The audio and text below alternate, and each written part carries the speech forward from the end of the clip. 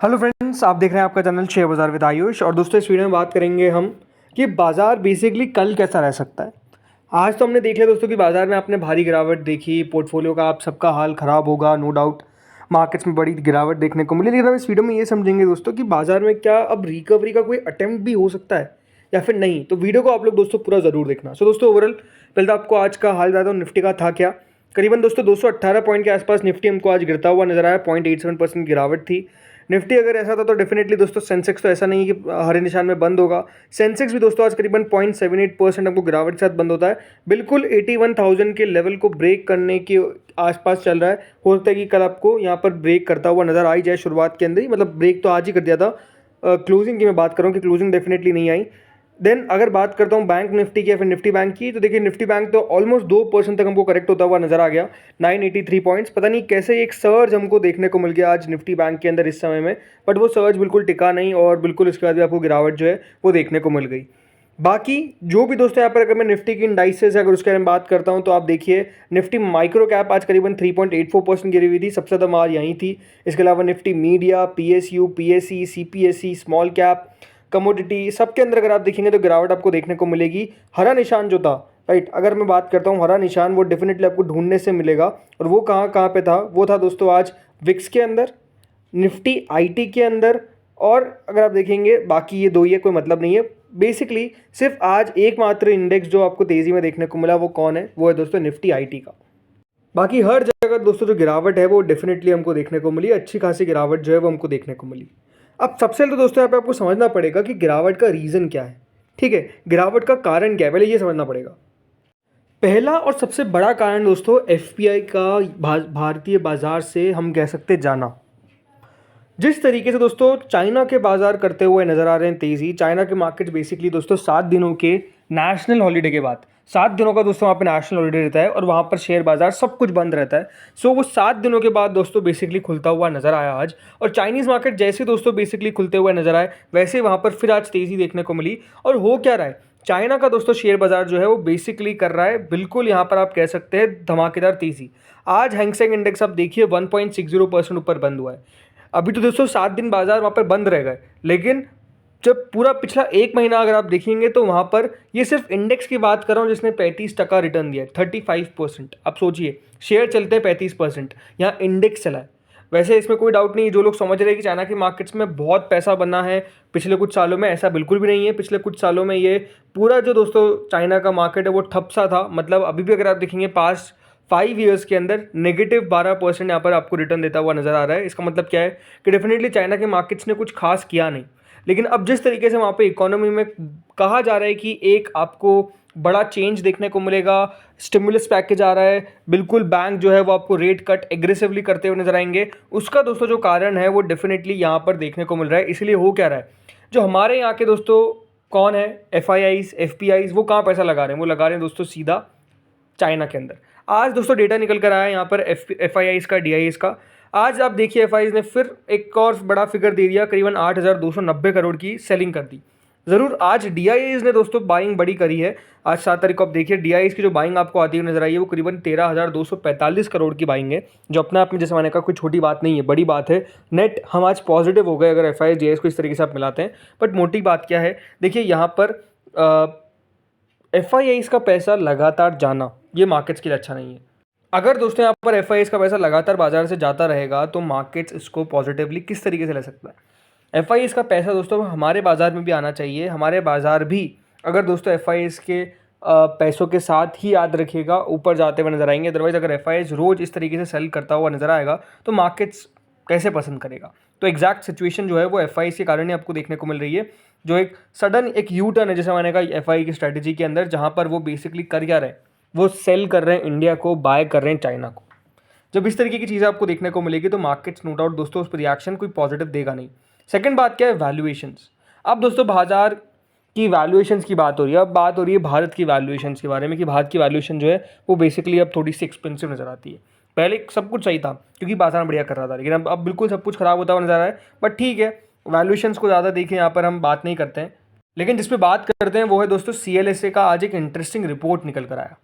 C L S A ने दोस्तों basically किया क्या, उन्होंने कहा है कि वो बेसिकली एक्सपोजर जो है वो चाइना का इंक्रीज करते हुए नजर आ रहे हैं। और उन्होंने कहा कि वो इंडियन इक्विटीज़ को जो पोजीशन दे रखी थी ओवरवेट पोजीशन, उसको बेसिकली घटा रहे हैं और 20% से 10% कर रहे हैं to accommodate a 5% overweight in China. देखिए इस तरीके की बेसिकली चाइना के ऊपर जो अब ब्रोकरेजेस है, बड़ी ब्रोकरेजेस लाइक CLS है, उनका एक बिलीफ बढ़ता हुआ नजर आ रहा है उनके इक्विटीज़ के अंदर। और वो एग्जैक्टली दोस्तों जो एक रीसर्जेंस देखने को मिल रही है चाइना मार्केट के अंदर, ऐसा उनको लग रहा है कि डेफिनेटली एक बहुत इंटरेस्टिंग चीज़ हो रही है, नई चीज़ हो रही है जिसको मिस नहीं करना चाहिए। बट मैं आपको ये कहूँगा, देखिए मार्केट्स है, मार्केट्स का बिहेवियर हमेशा ये बात ध्यान रखिएगा, दोनों रहता है। बाजार ऊपर भी जाते हैं तो नीचे भी जाते हैं। अब जब नीचे जाते हैं तो हमको पता है हमेशा क्या होगा, नेगेटिव से नेगेटिव खबरें आती रहेगी और ऐसा लगेगा कि अब तो हमारे बाजार ख़त्म है, इसके बाद कभी नहीं चलने वाले हैं, टॉप बन चुका है, अब वो टॉप हमारी ज़िंदगी में कभी वापस से टच नहीं होगा, ऐसा लगता है। क्योंकि जब पोर्टफोलियो हमारे आंखों के सामने गिर रहा होता है, जब हमें याद आ रहा होता है कि हमारा प्रॉफिट इतना शानदार था हमारे पोर्टफोलियो के अंदर, जब हमको याद आ रहा होता था कि हम काश पहले बेच देते, ये सब चीज़ें होती है। बट हमेशा बात ध्यान रखिए, मार्केट्स हमेशा जब भी गिरते हैं उसके बाद एक नई तेज़ी पकड़ते हैं, क्योंकि बाजार हम क्या कहते हैं, हल्का हो चुका है। हम इतने दिनों से क्या कह रहे थे कि देखिए मार्केट्स के अंदर आपको लगातार तेज़ी टिकती हुई नज़र आएगी, तो ये अपने आप में बाजार के लिए अच्छा नहीं है। लेकिन अब हो क्या रहा है, जब बाजार गिर रहा है, जो लोग अपॉर्चुनिटी का वेट कर रहे थे वो भी दूर है, उनको लगता है कि बाजार ऐसे और गिरेगा। अब ये कोई नहीं कह सकता कि देखिए मार्केट्स कल सुधरेंगे या परसों सुधरेंगे या फिर 1 महीने बाद सुधरेंगे या फिर जो गिरावट है वो आज खत्म हो गई, ये कोई नहीं कहने वाला है। बट ज़रूर ये बात ध्यान रखिए, अच्छे शेयर्स अगर आपके यहाँ पर शॉर्ट लिस्ट है, आपकी वॉच लिस्ट पे हैं, तो उसको अब धीरे करके अक्यूमुलेट करना है। सिंपल सी बात है, अगर आप अपॉर्चुनिटी ढूंढ रहे थे। अब आते हैं तीसरे पॉइंट पे दोस्तों, क्या है वो तीसरा पॉइंट जिस पे कल हमारे बाजार रिएक्शन देंगे, वो है दोस्तों स्टेट इलेक्शंस। कल आपको पता ही है हरियाणा और जम्मू कश्मीर के इलेक्शन के रिजल्ट निकल कर आने वाले हैं। इससे बाजार को क्या फ़र्क पड़ने वाला है, कुछ खास फ़र्क नहीं पड़ने वाला है। लेकिन ये हमेशा बात ध्यान रखिए, एक परसेप्शन की बात होती है, परसेप्शन, एक परसेप्शन क्रिएट होता हुआ नजर आएगा दोस्तों कौन सी गवर्नमेंट के पक्ष में या फिर खिलाफ। वो है डेफिनेटली जो करंट हमारी गवर्नमेंट है एनडीए की, अगर उनके खिलाफ दोस्तों परसेप्शन एक नेगेटिव क्रिएट हो जाता है कि यहाँ पर जो एक लोकसभा में झटका लगा था वो अभी भी कंटिन्यू होता हुआ नजर आ रहा है, और अगर वो आगे स्टेट इलेक्शंस के अंदर भी वो परसेप्शन कंटिन्यू कर गया तो फिर वो बात डेफिनेटली दोस्तों मार्केट्स के लिए अच्छा नहीं है। क्योंकि आपको ये बात ध्यान रखनी है कि अभी तो जो सारे पोल्स बता रहे हैं, वैसे देखिए एग्जिट पोल्स कितना सही होते हैं कितना गलत होते हैं ये हम सबको पता है, बट जो पोल बता रहे हैं वो कह रहे हैं कि देखिए हरियाणा में कांग्रेस की कंफर्टेबल सरकार बनती हुई नजर आएगी, प्लस जम्मू कश्मीर के अंदर भी दोस्तों जो चांसेस है वो यही है कि कांग्रेस और नेशनल कॉन्फ्रेंस, जो नहीं जानते नेशनल कॉन्फ्रेंस कौन है, तो वो एक जम्मू कश्मीर की दोस्तों पार्टी है, उनके साथ दोनों का अलायंस है कांग्रेस और एनसी का। इन दोनों पार्टीज़ को 40 to 48 सीट, यानी ऑलमोस्ट दोस्तों इनको ही मेजोरिटी का जो मार्क है वो क्रॉस कर सकती है। इन दोनों जगह पे बेसिकली दोस्तों जो गवर्नमेंट है वो आपको कांग्रेस की बनती नजर आएगी, कांग्रेस और कांग्रेस प्लस की जो सरकार है वो देखने को मिलेगी। तो जैसे मैंने कहा, इससे परसेप्शन का क्रिएट होता है कि देखिए कांग्रेस का एक अच्छा खासा आपको कमबैक देखने को मिल रहा है, not entirely but specific states के अंदर।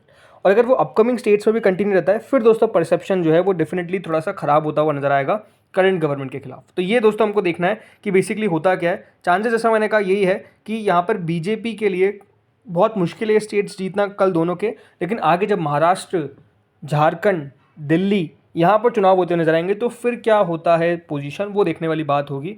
और याद रखिएगा इन तीनों स्टेट्स के अंदर अगर आप देखेंगे तो डेफिनेटली महाराष्ट्र में तो आपने देखा ही लोकसभा में किस तरीके का दोस्तों यहाँ पर बीजेपी का हाल हुआ, अपने आप में जो पहली नंबर की पार्टी थी वो कहाँ पर आ गई। इसके अलावा दोस्तों अगर मैं बात करता हूँ झारखंड में एक्सपेक्टेशन है कि बीजेपी सरकार बना सकती है, बट कुछ कह नहीं सकते। और दिल्ली में तो आप देख ही सकते हैं कि स्टेट इलेक्शंस और जब दोस्तों यहाँ पर लोकसभा के इलेक्शंस होते हैं तो उसमें कितना बड़ा डिफरेंस आ जाता है, ये अपने आप में एक नोटिस करने वाली बात है कि वहाँ पर क्या होता है। देन आते हैं दोस्तों अब चौथे पॉइंट पे, जिसके ऊपर दोस्तों बाजार का कल रिएक्शन रहने वाला है, या फिर हम कह सकते हैं बाजार रिएक्शन भी देता, कल तो नहीं आने वाले पूरे महीने में और इसके महीने में, वो है रिजल्ट्स किस तरीके के आते हैं वो देखने वाली बात बहुत इंटरेस्टिंग रहने वाली है। कंपनीज अगर अर्निंग्स अच्छी पेश नहीं करती तो प्रॉब्लम है। देन आते हैं जियोपॉलिटिकल कंसर्न्स, जो लगातार दोस्तों ऑयल प्राइसेस आपको देखने को मिल रही है वो लगातार हो क्या रहा है। अब ऐसा लगता है कि दोस्तों $80 तो बिल्कुल आपको कच्चा तेल आता हुआ नजर आएगा, इसके चांसेस पूरे हैं। अभी करंटली दोस्तों 79.72 ब्रेंट क्रूड चलता हुआ नजर आ रहा है, और ये चांसेस है कि दोस्तों $80 के पार हमको कच्चा तेल जो है वो बेसिकली जाता हुआ नजर आ जाए। ये मार्केट के आए ये दोस्तों बड़ा नेगेटिव इस बेसिस पे कि जो कच्चा तेल हम एक लोअर लेवल्स पर देख रहे थे दोस्तों, वो कच्चा तेल जो है वो बेसिकली $80 के अगर पार चले जाता है तो ये बिल्कुल भी अच्छी पोजीशन नहीं होगी। तो आई थिंक इसके ऊपर भी हमको नज़र रखनी है।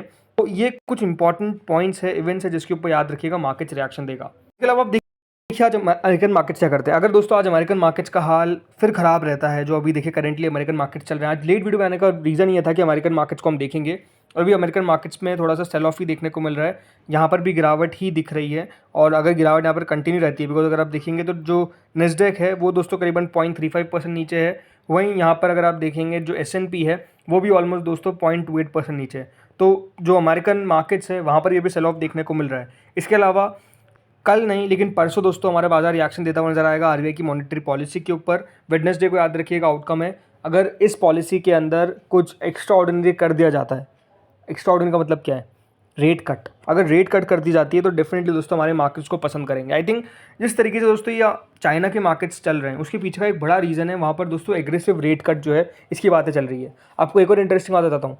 अभी दोस्तों एशिया के अंदर दो ही बाजार चल रहे हैं, पता है कौन कौन से? एक तो चाइना है लेकिन दूसरा पाकिस्तान है, क्योंकि वहाँ पर भी यही खबरें चल रही है कि रेट कट एग्रेसिव होती नजर आएगी। वैसे ये मुझे कैसे पता चला? अभी देखिए मैं रिपोर्ट्स पढ़ रहा था तो वहाँ पर एक इंटरेस्टिंग चीज़ मेरे सामने निकल कर आई। अब ज़रूर दोस्तों वहाँ पे IMF का फंड भी आया है, राइट, तो वो उसके कारण भी चल रहे हैं। बट आपको बताता हूँ कि इंटरेस्टिंग बात यही है कि मार्केट्स को दोस्तों रेट कट अगर होता है तो वो पसंद करेगा ही करेगा। अमेरिका में अगर दोस्तों रेट कट आने वाले में और एग्रेसिवली होता है 50 बेसिस पॉइंट का, तो बाजार उसको पसंद करेगा ही करेगा। तो ये हमेशा बहुत इंपॉर्टेंट है। बाकी कल के लिए इंपॉर्टेंट लेवल्स क्या है? देखिए आज का लो, आज जो निफ्टी ने लो बनाया 24,694 या फिर 24,700 का, अगर इसके नीचे दोस्तों बाजार हमको कल फिसलता हुआ नजर आता है शुरुआत के अंदर, तो ये दोस्तों बाजार की अच्छी बात नहीं है। कल याद रखिएगा बाजार, मुझे लगता है कि दोस्तों या तो गैप अप देंगे या तो गैप डाउन देंगे। तो आई थिंक बहुत इंटरेस्टिंग चीज़ है। एटलीस्ट अगर 24,700 को भी तोड़ देता है तो 24,500 वो लेवल है जहाँ पर दोस्तों बाजार के लिए बहुत क्रूशल स्टेज है। उसको अगर तोड़ा तो फिर बिल्कुल मान के चलिए 23,000 का लेवल जो है उसमें आपको बाजार जाता हुआ नजर आएगा। तो देखते हैं होता क्या है। बाकी आप लोग मुझे बताइए आपको क्या लगता है, मार्केट्स में क्या तेज़ी देखने को मिलेगी या फिर गिरावट? बताइए कमेंट सेक्शन में। इस वीडियो में इतना ही था। Thank you friends for watching this video.